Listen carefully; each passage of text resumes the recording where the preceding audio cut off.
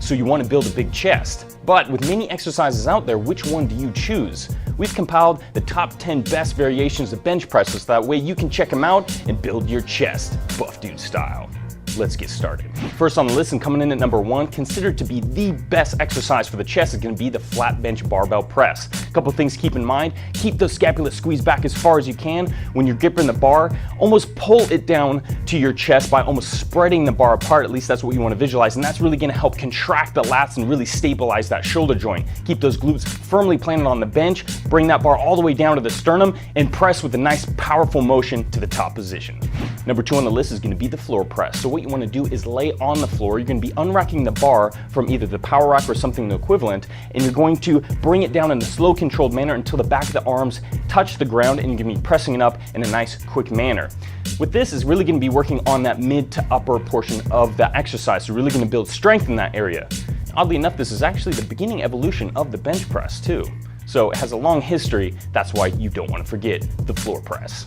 The dumbbell flat press is going to be number 3 on the list, and with this one, it's going to be the same positioning as the barbell flat press, but what you'll notice is there's a lot more instability in the movement. So you're going to recruit a lot more stabilizer muscles as you perform this exercise. So same positioning, get that nice stretch coming all the way down, and get a nice squeeze at the top position. Make sure those glutes are on the bench and feet firmly planted on the floor. Coming in at number 4 on the list is going to be the incline barbell press. Now with this exercise, it's really going to be activating the upper portion of the chest, or the clavicular portion of the chest. As you lower the bar down, it's going to be hitting more closer to the clavicle rather than the sternum, and this is really going to help activate that upper portion of the chest. Unfortunately, you won't be able to press a lot more weight on this one because there's a little less fibers on the upper portion rather than the lower portion, but you want to have that balanced chest look, so always include this in any kind of program. Single arm dumbbell press is coming in at number 5. Now this is great because it's a unilateral exercise, so that means if you're battling any asymmetrical problems in the chest, this exercise will help key in on that and fix those problems. One thing about this one, it will cause a lot of instability because you're only using one arm, so as you bring it down to the lower position, really keep those glutes firmly planted on the bench so that way you're not twisting with the weight. Really engage the core to help stabilize the spine throughout the movement, and you'll be good to go. Number 6 on the list is going to be the reverse grip bench press. Now with this one, it's actually targeting the clavicular portion of the chest as well as the triceps, but your palms are actually going to be facing backwards, so you really want to wrap those thumbs around the bar so that way you don't get any bar roll. Bring it down to the sternum area, the elbows are going to be riding a little bit closer to the body, and then as you extend up, get a nice squeeze at the top position.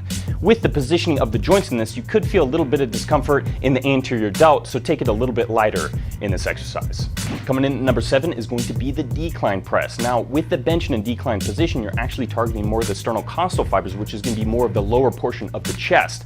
Great thing about this is you're actually going to be pushing more weight because of the extra activation in the lower fibers, but the bar is actually going to be coming a little bit lower than it normally does, sternum possibly a little bit lower, so that way you're not shrugging those shoulders up. Keep those shoulders down depressed and the scapula retracted back as you perform this position.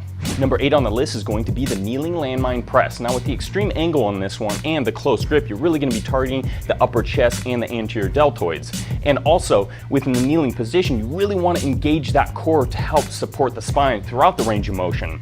You do not want to get any bounce in hip extension as you perform it, because that's going to take a lot of stress away from the chest and more in the hips and also the core. So get a nice slow motion, keep those shoulders retracted back, get a nice squeeze at the top, and slowly let it down to the bottom position, which is going to be right below the neck. Close grip press is coming in at number 9, and with this one, you're going to be tightening up your grip so that way your hands are slightly narrower than the shoulder width. Bringing it down to the sternum area, keep those elbows nice and tight to that body. You're going to be bringing it up to the top position, get a nice squeeze in the triceps. Now this is an excellent exercise for a compound movement for the triceps because stronger triceps equal bigger numbers on the bench. What you don't want to do is bring your hands too close, because this is going to be putting an uncomfortable amount of stress on your wrist. So keep it just about shoulder width, slightly narrow, keep those elbows tight, good squeeze at the top position. Last on the list and coming in at number 10 is going to be the kettlebell stability press. With this one, you can use bands to tie on the kettlebells on the barbell or use the horns to anchor on the barbell. And with this, is really going to be causing a lot of instability as you're performing the press. But this is really going to work on those stabilizer muscles, strengthening them, so that way you're going to get nice and strong and keep everything supported and stable when you go heavier on the bench press. All right, dudes, that wraps up our top 10 best bench press variations. So what are you waiting for? Get out there and start pressing like a true buff.